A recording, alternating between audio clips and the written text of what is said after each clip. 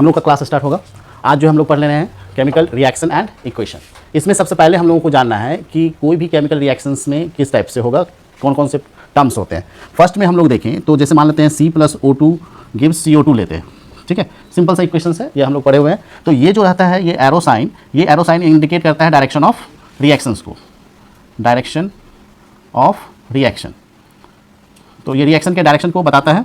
और ये जो एरो के लेफ्ट साइड है तो ये कहलाता है रिएक्टेंट, और एरो के राइट साइड जो है ये कहलाता है प्रोडक्ट, ठीक है।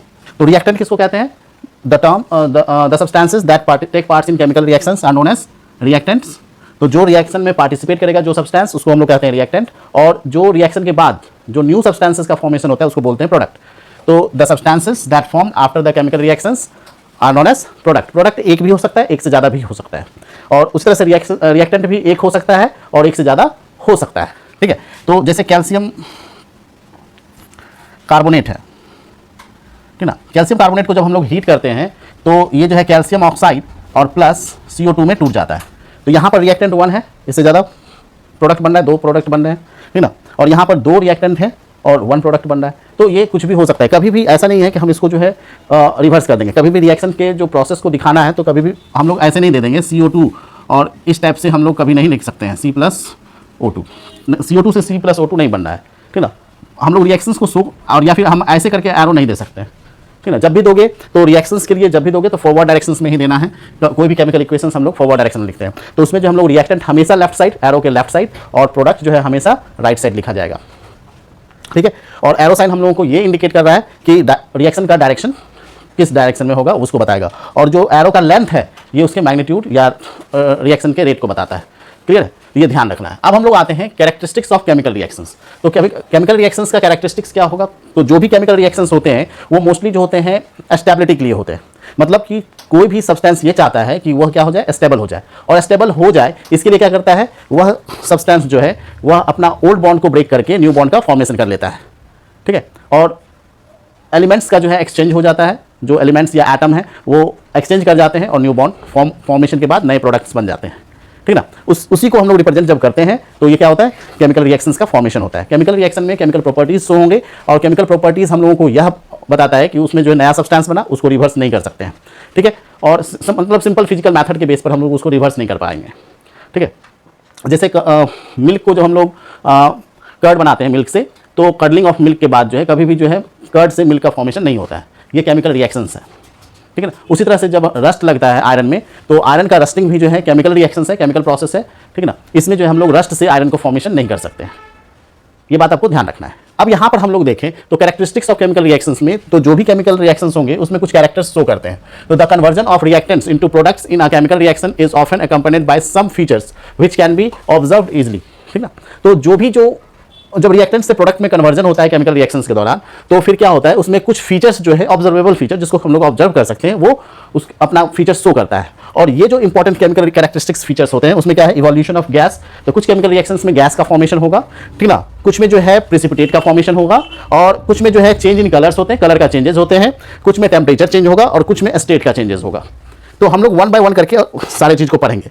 फर्स्ट में जो हमारा इवोल्यूशन ऑफ गैस है, तो इवोल्यूशन ऑफ गैस में जो है कुछ केमिकल रिएक्शंस में होता है, यानी सब chemical reactions are characterised by the evolution of gas. यानी कुछ केमिकल रिएक्शंस में गैस का इवोल्यूशन होता है। जैसे जिंक को डाइल्यूट सल्फ्यूरिक एसिड के साथ अगर हम लोग करते हैं H2SO4 के साथ तो जिंक सल्फेट और हाइड्रोजन गैस इवेपोरेट होता है, हाइड्रोजन गैस रिलीज होता है। इवेपोरेट वर्ड नहीं यूज करेंगे, रिलीज वर्ड यूज करेंगे, ठीक है। तो यहाँ पर जो है ये जो अपर साइड में एरो का साइन है ये रिलीज ऑफ गैस को इंडिकेट करता है, ठीक है। उसी तरह से जब सोडियम कार्बोनेट को हम लोग हाइड्रोक्लोरिक एसिड जो है से रिएक्शन करेंगे डाइल्यूट हाइड्रोक्लोरिक एसिड से, तो sodium chloride plus carbon dioxide और प्लस H2O बनता है। यहाँ पर जो है कार्बन डाइऑक्साइड गैस रिलीज होता है। तो जितने भी कार्बोनेट्स होते हैं अगर उससे गैस कोई रिलीज होगा तो वो कार्बन डाइऑक्साइड गैस रिलीज होते हैं। और यहाँ पर जो है जब कोई मेटल को एसिड के साथ रिएक्ट करवाते हैं तो उसमें जो है हाइड्रोजन गैस रिलीज होते हैं, ठीक है। When metal reacts with acid then hydrogen gas is formed. Simple सा बात है, एसिड बेस्ड रिएक्शन में भी हम लोगों ने पिछले क्लास में पढ़ा है, तो वो याद रखना है। तो वहाँ पर जिंक था, जिंक का सिंबल होता है Zn, zinc Zn plus H2SO4 gives ZnSO4 plus H2, clear. अब आते हैं फॉर्मेशन ऑफ प्रिसिपिटेट। तो प्रिसिपिटेट के फॉर्मेशंस में हम लोग देखेंगे कि आखिर ये प्रिसिपिटेट होता क्या है। सबसे पहला तो टर्म्स होगा प्रिसिपिटेट क्या होता है। तो प्रिसिपिटेट जो होता है ऐसा सॉलिड सब्सटेंसेस होता है जो कि जब दो लिक्विड स्टम्स को जब दो लिक्विड सब्सटेंस को आपस में मिलाया जाएगा तब जो है जो सॉलिड सेपरेट आउट होगा उससे, उसी को हम लोग क्या बोलते हैं, प्रिसिपिटेट कहेंगे। ऐसा नहीं है कि सॉलिड डालें और वो बैठ गया नीचे, जो होता है पेनी में वो बैठ जाता है, उसको हम लोग नहीं बोलते हैं। तो यहां पर जो होता है प्रिसिपिटेट क्या होता है, it is a solid products which separates out from the solution during a chemical reaction. मतलब सॉल्यूशन में जो है केमिकल रिएक्शन के दौरान जो होगा, जब सॉलिड सब्सटेंसेस सेपरेट आउट होकर के उसके बॉटम में बैठ जाता है तो उसको हम लोग प्रिसिपिटेट कहेंगे। ठीक है ना। प्रिसिपिटेट का कलर आपको याद रखना है। ठीक है। तो यहां पर देखोगे कि पोटेशियम आयोडाइड को जब हम लोग लेड नाइट्रेट के साथ करते हैं तो लेड आयोडाइड प्रिसिपिटेट के फॉर्म में बनता है। डाउनवर्ड एरो का मतलब होता है फॉर्मेशन ऑफ प्रिसिपिटेट। प्रिसिपिटेट का फुल फॉर्म, यानी इसको तो हम सिंबल में पीपीटी लिखे हैं, ठीक ना, इसका फुल फॉर्म होता है प्रिसिपिटेट। पीपीटी का मतलब प्रिसिपिटेट, ठीक है ना। तो लेड आयोडाइड का कलर जो है येलो कलर का होता है, प्रिसिपिटेट बनाता है। और सल्फ्यूरिक एसिड को जब हम लोग बेरियम क्लोराइड के साथ करते हैं तो बेरियम सल्फेट बनता है और ये व्हाइट प्रिसिपिटेट है। ठीक है। तो यहां पर जब एग्जाम में जब क्वेश्चंस पूछे जाते हैं तो उसमें क्या रहता है कि a substance A is reacted with lead nitrate, then yellow precipitate is formed. Identify the substance and product. तो A और B आपको रहेगा, तो इस जगह पर A की जगह पर पोटेशियम आयोडाइड हो जाएगा और B यानी प्रोडक्ट जो बन रहा है वो लेड आयोडाइड हो जाएगा। क्लियर है, ये ध्यान रखना है। उसी तरह से इसमें भी पूछा जाता है तो आपको ध्यान रखेगा। क्लियर। अब देखते हैं चेंज इन कलर को। तो चेंज इन कलर में देखेंगे कि कुछ केमिकल रिएक्शंस जब होते हैं तो उसमें कलर का जो क्या होता है, चेंजेस हो जाता है। तो some chemical reactions are characterised by the change in colour. अब यहां पर देखोगे chemical reactions between citric acids and purple colours potassium permanganate. याद रखना है कि पोटेशियम परमैंगनेट का कलर कैसा होता है, पर्पल। और केमिकल रिएक्शंस जो होगा साइट्रिक एसिड और purple coloured potassium permanganate solution का जो होगा, पोटेशियम परमैंगनेट का फार्मूला होता है KMnO4, ठीक ना। तो उसको जब हम लोग दोनों को मिलाएंगे साइट्रिक एसिड को पोटेशियम परमैंगनेट के साथ, तो उसका कलर चेंज हो जाएगा पर्पल से कलरलेस में, मतलब उसका कलर खत्म हो जाएगा। तो कलरलेस का मतलब होता है वाटर जैसा, ठीक ना, तो वो वैसा हो जाएगा। क्लियर है। सेकेंड जो है chemical reactions between sulphur dioxide gas and acidified potassium dichromate. तो पोटेशियम डाइक्रोमेट जो होता है ऑरेंज कलर का होता है और सल्फर डाइऑक्साइड का मतलब हो गया SO2। जब पोटेशियम डाइक्रोमेट से SO2 को पास करेंगे तो वह जो होगा कलर जो है ऑरेंज से ग्रीन हो जाता है, तो ग्रीन कलर में चेंज हो जाएगा ऑरेंज, ठीक ना। मतलब ऑरेंज कलर किसका था, पोटेशियम डाइक्रोमेट का कलर था। तो इससे पता चलता है कि वह जो है कलर क्या हुआ, चेंज हो गया। मतलब कलर से ये पता चलता है कि केमिकल रिएक्शंस हुए हैं। कुछ और भी डे टू डे लाइफ का तो सबका अलग अलग जो है हर जगह पर अलग अलग होगा केमिकल रिएक्शंस। उसी तरह से जो है कॉपर सल्फेट है और आयरन है, तो उसमें देखोगे कि कॉपर सल्फेट में आयरन डालोगे तो क्या कर देगा, मोर रिएक्टिव जो है अपने से लेस रिएक्टिव को रिप्लेस करेगा। तो आयरन जो है उस कॉपर को रिप्लेस कर देगा। मोर रिएक्टिव कौन है, आयरन है मोर रिएक्टिव और कॉपर है लेस रिएक्टिव। तो वो उसको रिप्लेस करके आयरन सल्फेट का ग्रीन कलर का जो है सॉल्यूशंस बना देता है और वो कॉपर जो है ब्राउन कलर में प्रिसिपिटेट बन जाता है। क्लियर है, डिस्प्लेस हो जाता है। तो इस तरह से बहुत सारे केमिकल रिएक्शंस हैं जिसमें कलर का चेंजेस होता है, ठीक ना। और कलर के चेंजेस के थ्रू हम लोग ये पता कर लेते हैं कि केमिकल रिएक्शंस में कौन सा केमिकल रिएक्शन हुआ और नहीं हुआ, ठीक है, या किस में केमिकल रिएक्शन हो गया, कंप्लीट हुआ कि नहीं हुआ, ठीक ना, ये पता चल जाता है। चेंज इन टेम्परेचर देखते हैं तो कुछ केसेस में क्या होता है कि या तो हीट एब्जॉर्ब होगा या इवॉल्व होगा। तो हीट एब्जॉर्प्शन और इवोल्यूशन के बेस पर दो टाइप के केमिकल रिएक्शंस होते हैं, एक्सोथर्मिक और इंडोथर्मिक।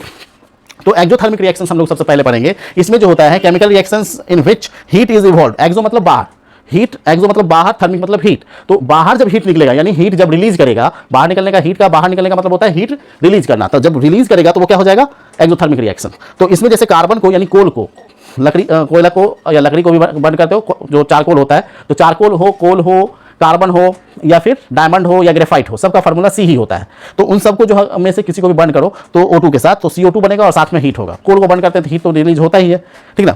और दूसरा जो है CaO कैल्शियम ऑक्साइड, या इसको हम लोग क्विक लाइम भी बोलते हैं। इसको जब वाटर में डालते हैं तो यह जो है कैल्शियम हाइड्रोक्साइड यानी CaOH2 बना देता है, ठीक ना। और इसको हम लोग स्लैग लाइम कहते हैं, ठीक ना, जिससे कि हम लोग व्हाइट वॉश करते हैं बिल्डिंग में, ठीक ना। तो ये जो है कैल्शियम हाइड्रोक्साइड होता है, स्लैग लाइम है।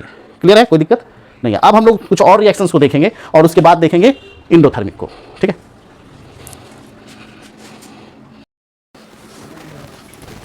चलिए देखते हैं। अब यहाँ पर जो है ये हमारा जो था एक्सोथर्मिक में दो और रिएक्शंस हैं। मैग्नीशियम को जब हम लोग ऑक्सीजन के प्रेजेंस में बर्न करते हैं तो मैग्नीशियम ऑक्साइड बनेगा और हीट रिलीज होगा, एक्सोथर्मिक। और मीथेन को जब हम लोग बर्न करेंगे ऑक्सीजन में तो कार्बन डाइऑक्साइड और वाटर और प्लस हीट बनेगा। तो देखोगे जब एक्सोथर्मिक हो रहा है तो प्रोडक्ट साइड जो है हीट दिखाता है, ठीक है। और उसी तरह से जो है ये तो मेथेन हो गया, इसका इसको ये तो बायोगैस का मेन कंपोनेंट्स है या नेचुरल गैस का मेन कंपोनेंट है, ठीक ना। उसी तरह से अगर एलपीजी के लिए दे दे तो एलपीजी के लिए जब देगा ना तो उसमें तो ब्यूटेन होता है या आइसोब्यूटेन होता है मेन कंपोनेंट्स, तो ब्यूटेन के साथ आपको रिएक्शंस लिखना पड़ेगा, ठीक ना। तो C4H कितना हो जाएगा 10, ठीक ना। तो C4H10 के साथ जो है ऑक्सीजन का जब बर्न करोगे तो वो वही चीज़ बनाएगा, CO2 plus H2O plus heat बनाएगा। अब इसको बैलेंस करना है तो 4CO2, ठीक ना। तो अब जो है 4 कार्बन तो बैलेंस हो गया, 4 2 8 और यहाँ पर हाइड्रोजन 10 है तो 5 2 10, 8 5 13/2, ठीक है।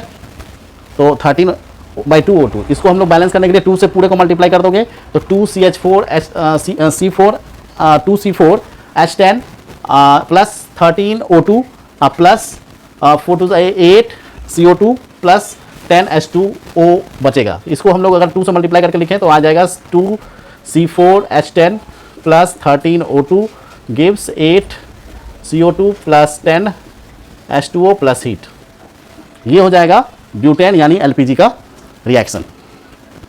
अभी चूंकि हम लोग बहुत जगह बैलेंसिंग और केमिकल रिएक्शंस के बारे में अभी हम लोगों ने नहीं पढ़ा, वो आगे हम लोग पढ़ेंगे, ठीक ना। तो वो आगे क्लास में जो है हम लोग देखेंगे। तो इसलिए जो है बहुत जगह जो हमने रिएक्शंस को नहीं लिख के उसकी जगह पर वर्ड भी हमने लिखा है, ठीक ना। तो जैसे यहाँ पर देखोगे कि इंडोथर्मिक रिएक्शंस में क्या होता है, इंडो मतलब अंदर और थर्मिक मतलब हीट, जो अपने में हीट ले, अंदर हीट ले। अंदर हीट ले का मतलब क्या होता है, अपने में ले, एब्जॉर्ब करे। तो अगर हीट एब्जॉर्ब हो रहा होगा तो the chemical reactions in which heat is absorb is called endothermic reaction, ठीक है। तो इसमें देखोगे कि बेरियम हाइड्रोक्साइड यानी BaOH2 को जब हम लोग अमोनियम क्लोराइड के साथ करते हैं तो ये हीट एब्जॉर्ब कर रहा है। तो जब हीट इंडोथर्मिक रहेगा तो हीट जो है रिएक्टेंट साइड लिखाएगा, और जब एक्सोथर्मिक रहेगा तो हीट किधर लगाएगा, प्रोडक्ट साइड पर, ठीक है। क्लियर है। तो ये बना देता है barium chloride plus ammonia plus water बन जाता है। अब हम लोग नाइट्रोजन प्लस O2 करते हैं तो हीट डालोगे, हीट के साथ गर्म करोगे उसको तो नाइट्रोजन मोनोऑक्साइड बना देगा, ठीक है, 2NO।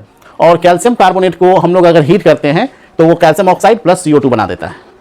तो तुम सबको जो है बोर्ड के एग्जाम में आते हैं कि राइट 2 एक्सोथर्मिक या 3 एक्सोथर्मिक रिएक्शन और 3 इंडोथर्मिक, तो आपको जो है यहाँ पर 4 हमने दिया है और इसमें 1 2 और 3 आपको जो है इंडोथर्मिक का भी रिएक्शंस आपको दिया गया है। इंडोथर्मिक में तो कुछ दिए जा सकते हैं और भी, और एक्सोथर्मिक में तो बहुत ज़्यादा है, ठीक ना।